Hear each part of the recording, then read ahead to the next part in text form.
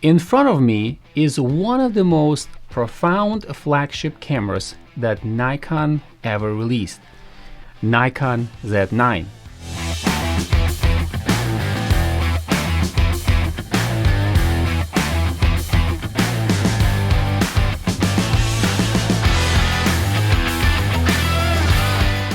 Now, this camera features a 45 megapixel stacked CMOS sensor that shoots 20 frames per second in RAW and up to 120 frames per second in JPEGs. What's astounding, at least it was when the camera was released in 2021, this camera shoots in 8K up to 60 frames per second full frame for over 2 hours with no overheating. Not something that most YouTubers would need. Nonetheless, we can't argue with the advanced features of the Nikon Z9 camera. Not to mention many firmware updates that this camera received after it was released. Like most cameras on the market, there are predecessors and successors. Nikon Z9 is a flagship successor to Nikon D6, but in a very different way. This camera features an XP7 image processor, which is about 10 times faster than dual XP6 processors found in the Nikon Z6II and Nikon Z9II. Now, Nikon Z9 has been on the market since December 2021, and I think I purchased it around January 2022. And I loved most of what this camera features: fast IAF, 3D tracking, long battery life, vertical grip, 4-axis LCD screen, crazy 8K features, just to mention a few. As much as this camera held its spotlight that inspired many photographers to leave their brands and turn to Nikon Z9, by the way, let me know in the comments below what camera we're using before you switched to Nikon Z9. Competition never makes it easy. So new cameras with new features keep popping up on the market. So the question is, what flagship camera Nikon is going to release next? What camera features will be given to the successor of the Nikon Z9? And how much will it cost? And finally, when should we expect this camera to be released?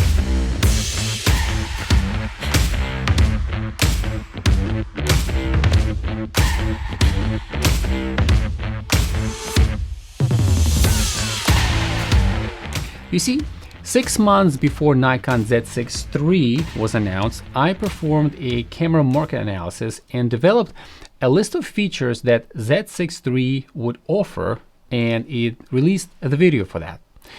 And I will link that video in the description below. And for the most part, I nailed 75% of those features, including its price point, except for that partially stacked sensor that threw me a curveball. Now, that video rendered a lot of positive discussions and gave lots of hope and a lot to look forward to. So today I'm going to share with you, based on my camera analysis, what to expect from the successor of the Nikon Z9 and its cost. For now, let's refer to this as a Nikon Z9 Mark II.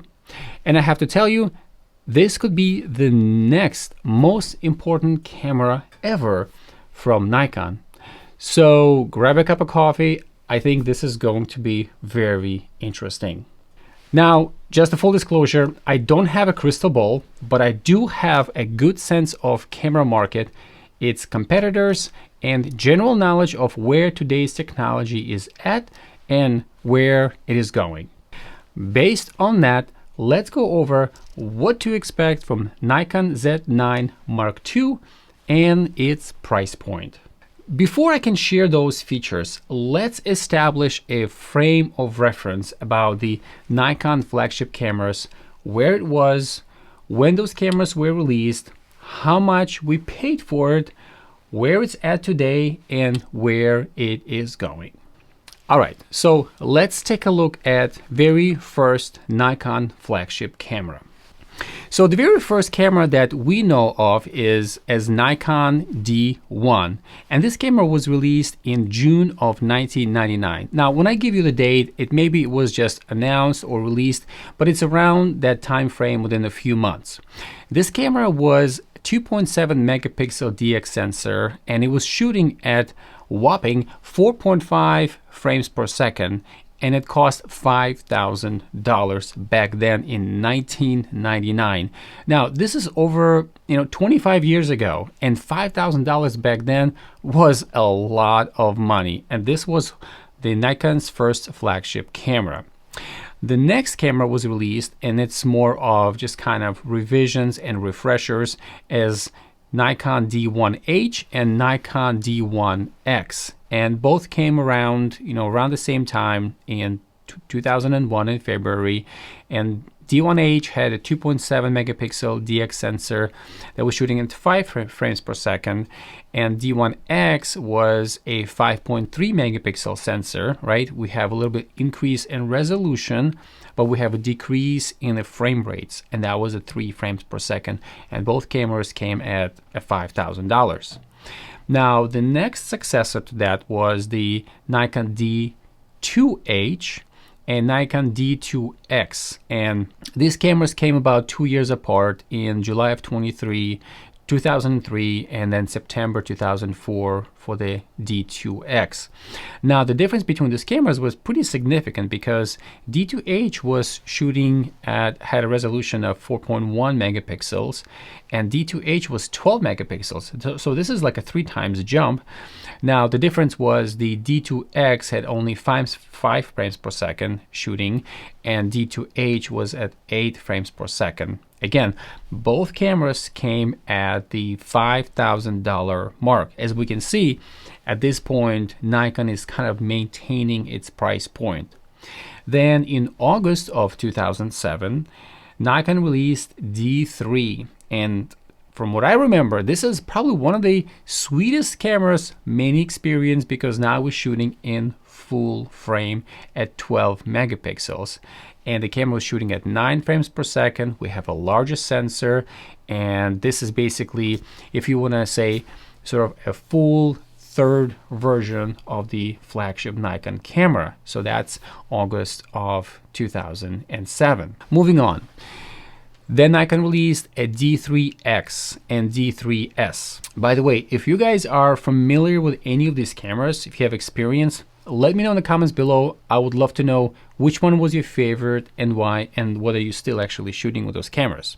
Now, the D3X was shooting at 24.4 megapixel sensor featured, and D3S was a 12 megapixel sensors, which honestly, it's really enough for most professional photographers, whether it's a portrait photographer. Now, D3X was shooting at 5 frames per second, which was released in December 2008. And in October of 2009, we had D3S. And that cost has gone up a little bit, and it was costing us $5,200. In January of 2012, Nikon released a D4. Again, probably one of those very sweet cameras that many of us loved.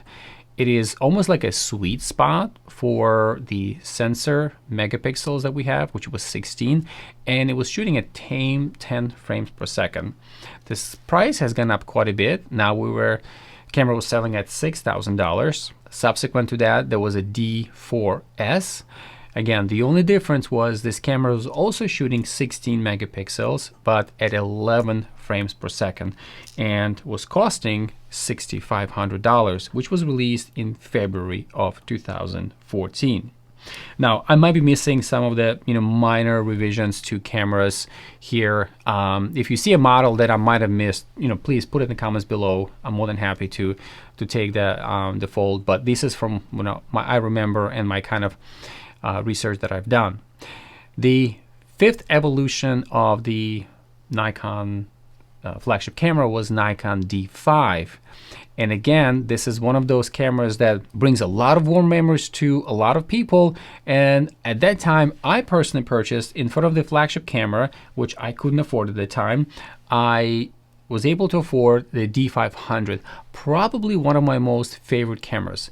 Now, both cameras were featuring the same autofocus technology, and we were shooting for the D5 at 12 megapixel sensor at 12 frames per second, and the cost of the camera was $6,500. And this is kind of the highest point that I have seen, I believe, how much this camera cost. And this was released in January of 2016. So far we up to the 5th flagship camera designed by Nikon. Moving on. In February 2020, we have Nikon D6. Now, it's kind of debatable whether this camera should have even been released, but for the sake of our discussion, let's assume let's say we did have this camera. I don't really know how many people actually end up purchasing it, because there wasn't a huge difference between the D5 and the D6 cameras. And this one was shooting at 14 frames per second. And if most of you remember, we already had a mirrorless technology. We already switched to the Z mount. We were shooting with Nikon Z6, the Nikon Z7, which had a 45 megapixel sensor. But in 2021 in October, Nikon shuttered us, basically released this Nikon Z9, which is in my hands right now. I think they made an announcement in October, and in December it started to sell, just very few basically copies of Z9. And then in January, that's when I got my copy. It was kind of like a global sale. But this was basically an astounding technology shift for us, because at this point it's featuring a 45.7 megapixel full frame format stacked CMOS sensor. And we have a brand new image processor, X-Speed 7. And as previously on most cameras that we've had, we used to shoot with a typical mechanical shutter. Now we don't have mechanical shutter, and it's only electronic shutter, which is, to a lot of people, was very mind-blowing, thinking how we're going to capture those fast-moving subjects and kind of not to have that jello effect that you usually get with the rolling shutter. But what's crazy was this camera was shooting an 8K video and RAW, which is like, for the price that it came at, which was $5,500. The camera was shooting at 20 frames per second in RAW and 11 frames per second, 120 frames per second at 11 megapixels in JPEGs. For most people, from discussions that I've had with a lot of photographers, this is really more than enough for sports. Now, it might be debatable whether it's enough for wildlife, because a lot of times you're looking to capture that perfect image, and then you want to play with it in post-processing, which you can't really do so much with JPEGs, but you can do pretty much anything with RAW. And the camera was shooting at 4.1K 60 frames per second in ProRes and 4K at 120 frames per second in video in 10-bit. Again, this has become one of those mini cinema cameras that you can really take on a professional shoot, and you can shoot a Netflix featured video. We also have a blackout-free real-life viewfinder as compared to something like Nikon Z6, 6II, 7, 7II, because this one wasn't a blackout-free live viewfinder. And we also have a 3.2 4-axis tilting touchscreen, which is basically tilts up, tilts down, as well as it kind of has this really funky, almost transformer type situation here, but it wasn't flipping all the way, kind of like what we see on other cameras such as Z6 III, ZF, when it's a fully flippy screen. The camera has a sensor shield. If you open it, you can see there's a sensor shield on the camera. We have a full HDMI. We have a 2 CF Express Type B cards or /XQD cards, and we also have EN-EL15D rechargeable lithium-ion battery, which is this massive battery that we have in Nikon Z9. Now, this is what we have so far when it comes to flagship cameras. Now let's take a look at the frequency at which those cameras were released. And for the most part, what I'm going to show right now on the screen is just I'm going to highlight those major milestone models that Nikon released. Anything that was in between, kind of like a D3X or D1H. Those cameras is kind of basically a refresher and update, but I'm only want to focus on those milestone cameras. So between the D1 and D2H, I don't believe they had the D2, they had a D2H. It was a 4-year period. Between the D2H and D3, we had another 4-year period. Between D3 and D4, it took Nikon 5 years to release the D4. And between D4 and D5, it was another 4 years. So what pattern are we noticing? Every 4 years or 5 years or 4.5 years, Nikon was releasing a brand new model. Between the D5 and D6, we had another 4 years. Now, at this point, maybe Nikon could have waited and not released the D6, but they did. And then in October of 2021, Nikon announced the Z9, which is basically only a year apart from the time when Nikon D6 was announced.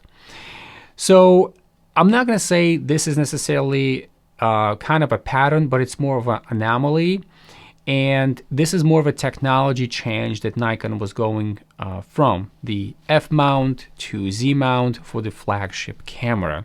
So the question now remains, what's going to be next Nikon Z camera when it comes to flagship? Well, something that we can't miss in this analysis and recognize that Nikon have gone through very unique transformation when it comes to growth of their company. And on March 7, 2024, Nikon announced 100% acquisition of RED cameras.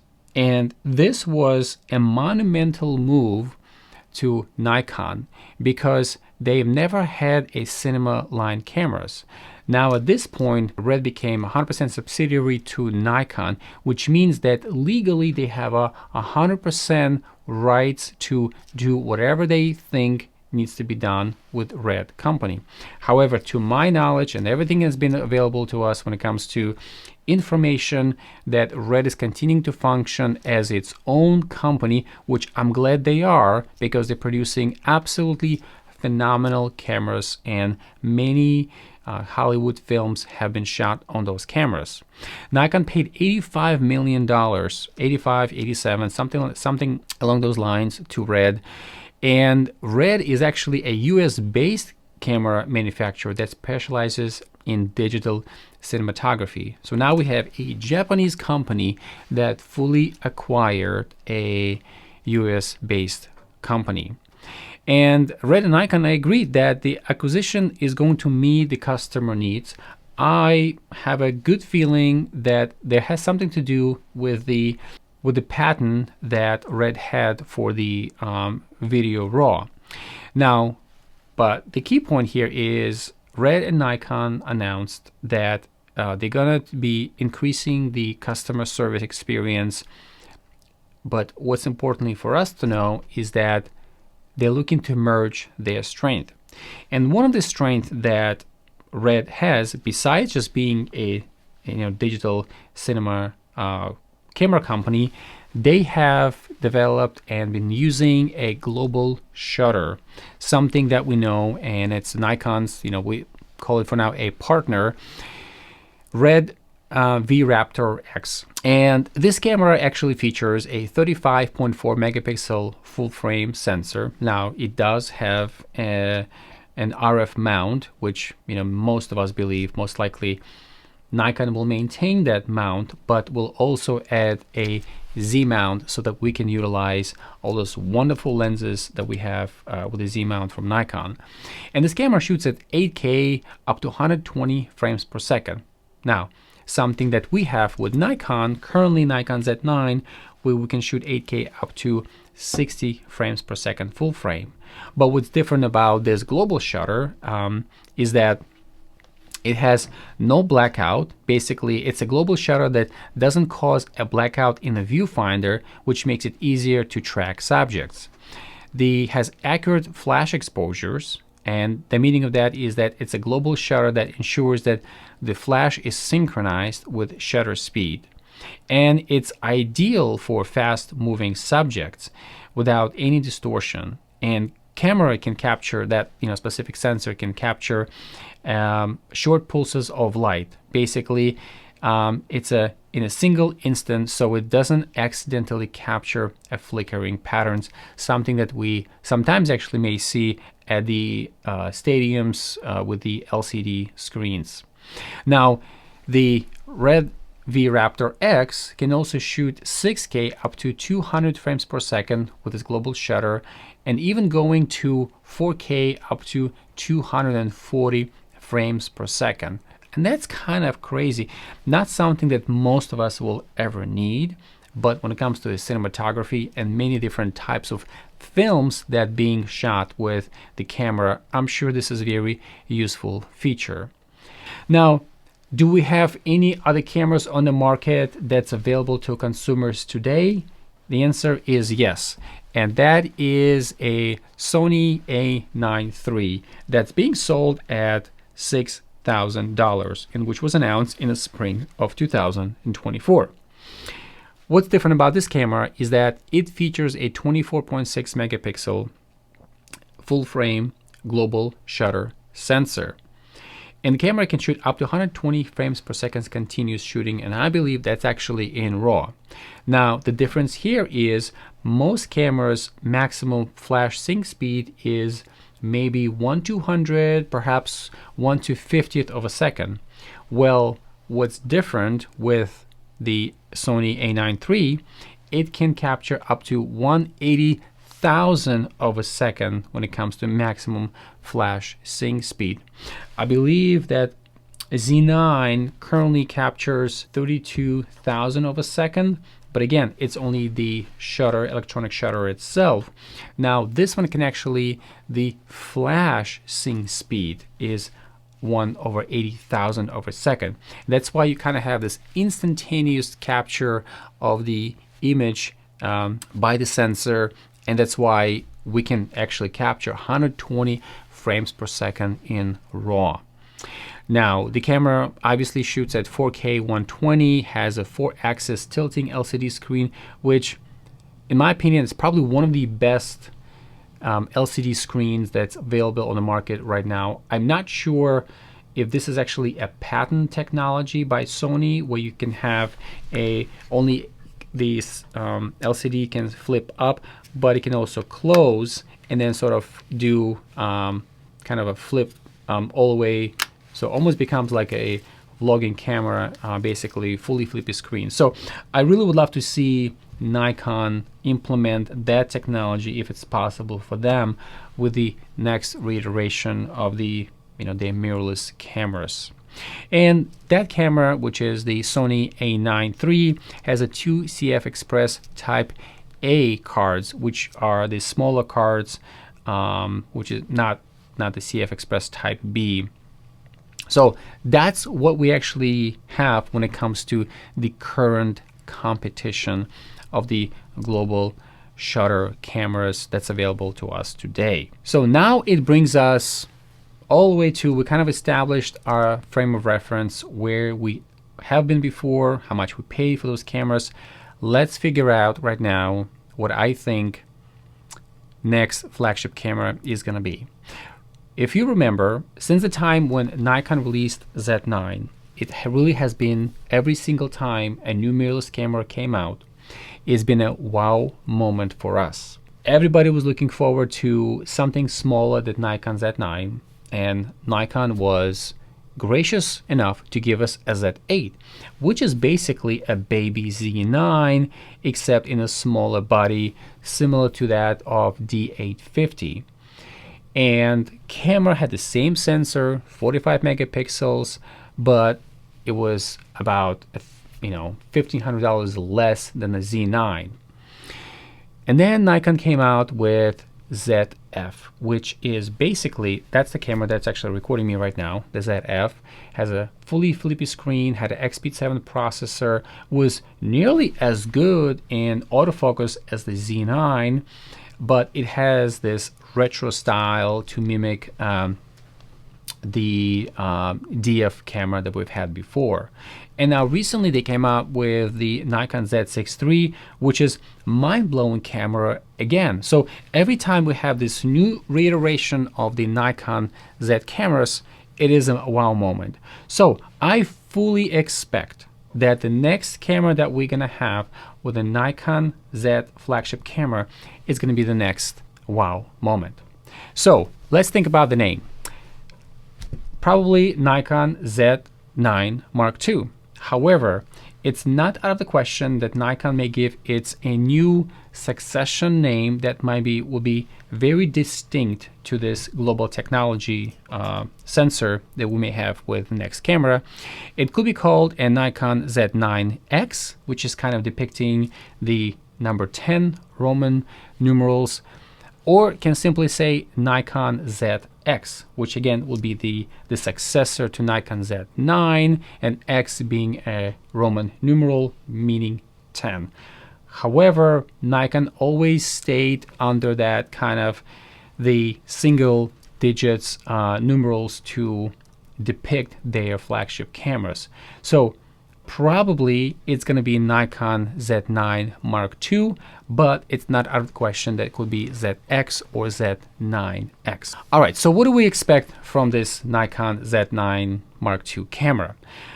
If we were to go by what we have from the red camera, it will be 35.4 megapixel sensor that, because they are fully acquired by them, they can share their technology, they can utilize the strength of the red cameras, or they may maintain their 45 megapixel sensor, CMOS sensor, stacked CMOS sensor that we have currently in Nikon Z9, and they would add this global shutter sensor. Probably, in order to kind of process all those images, I don't know if we're gonna have sort of an XP7 or dual XP7 processor, but it is very likely that they may add a new image processor to our flagship cameras, which I expect the next logical name will be the XP8 processor. And the camera would shoot at 1/80,000 of a second for maximum flash sync speed. I fully expect that we're gonna have 8K RAW and RAW at 120 frames per second, and that's something that we see right now with the red cameras and their global shutter, or we also see this with the A9 Mark III. The camera will shoot at 4K 240 frames per second, and I also expect it will shoot in HD 480 frames per second as well. The camera most likely will feature a blackout-free real-life viewfinder. I don't think they're going to settle for anything less, and there's no reason to do this because global shutter can accomplish that. And I really hope that they will have a new vari-angle LCD screen / also a flip-up screen, something that we have today in Sony A9 III, Sony A1 Mark II, and some latest Sony cameras. I do expect we're going to have a sensor shield. I do expect we're going to have a full frame HDMI. It's probably going to be a 2 CF Express Type B / XQD cards. There's no reason Nikon would have to downscale to anything less than that. And we're probably going to have maintained very similar body with a very similar battery size, EN EL15D, which is a rechargeable battery. It might have a maybe EN EL15E version or some sort of, but it's probably going to be the same size because the camera wise shape, it is really perfectly ergonomic when it comes to holding it horizontally or even flipping it vertically. I've mentioned on a number of my videos that actually when you're holding this camera vertically, it feels much better. Your entire hand is holding this camera. So I'm really hoping that if they're gonna have, you know, whatever new flagship camera that's gonna be, it's gonna have a very similar body shape. Okay, so let's think about it, right? So we talked about the camera may have a 4-year cycle period when the new flagship camera was being announced by Nikon. So I fully expect that if this one came out in 2021, was announced, 4 years, 5 years, 4.5 years, probably the announcement will come sometime in 2025. Given the fact that we also now, the technology between Red and Nikon has combined, it might take a little bit more time to develop the some of the mechanics and business technology, be able to merge both together. So it could be mid or late 2025, and I expect, if this is the case, that we are hoping that cameras will start shipping in 2026. Now, I do want to say there are no rumors absolutely that I know of these dates, these numbers. This is just my personal camera market analysis, what the technology has been, how much we paid for the cameras, and Nikon has been pretty good in order to meet the expectations of their customers. And right now they have this brand new similar line of Red, and I'm sure they'll be utilizing their strength and technology that Red offers. So how much this camera is going to cost? I think it's probably going to cost close to $6,000. That's my expectation. I think if they price it at that point, it's going to be very, very reasonable. Nikon Z9 was priced at $5,500 with the electronic shutter only, that really blew away most people. And a year later, the camera went down to nearly $5,000. So kind of for the holiday pricing and everything else. But I think once this Nikon Z9 Mark II is announced, it's probably not going to exceed a $6,500 mark. And if it's priced at that point, it's probably for the holidays and will be downgraded to about $6,000. So kind of a $500 reduction. So these are my expectations. Again, like I said, I don't have a crystal ball. I fully believe in Nikon. I am personally Nikon user in a big way. I love the technology. I would never consider myself a fanboy, but I love the way the technology functions. It works very well for my use cases. I shoot weddings and portraits along with the sporting events. And if we have a Nikon with the global shutter, I think it's really going to take it to a completely new level. It's certainly doable. We know that A9 Mark III Sony right now offers the global shutter. And one thing that we do know, that the dynamic range supposedly is being reduced, because I think the Sony A9 Mark III ISO starts, the base ISO starts at 250, but taking the global shutter sensor from the Red, actually Red has a very good low light sensor, and it shines from that perspective. So these are my expectations, guys. I would love to know from you what you specifically expect when it comes to next Nikon mirrorless flagship camera. What do you think the name is going to be? Is it Nikon Z9 Mark II? Is it Nikon Z9X? Or do you think it could be Nikon ZX, basically Nikon Z10? So I hope you found this video educational or at least entertaining. If you found this video was helpful to you, please give me a like and hit a subscribe button, as this helps me to make more videos like this for viewers like you. Thank you.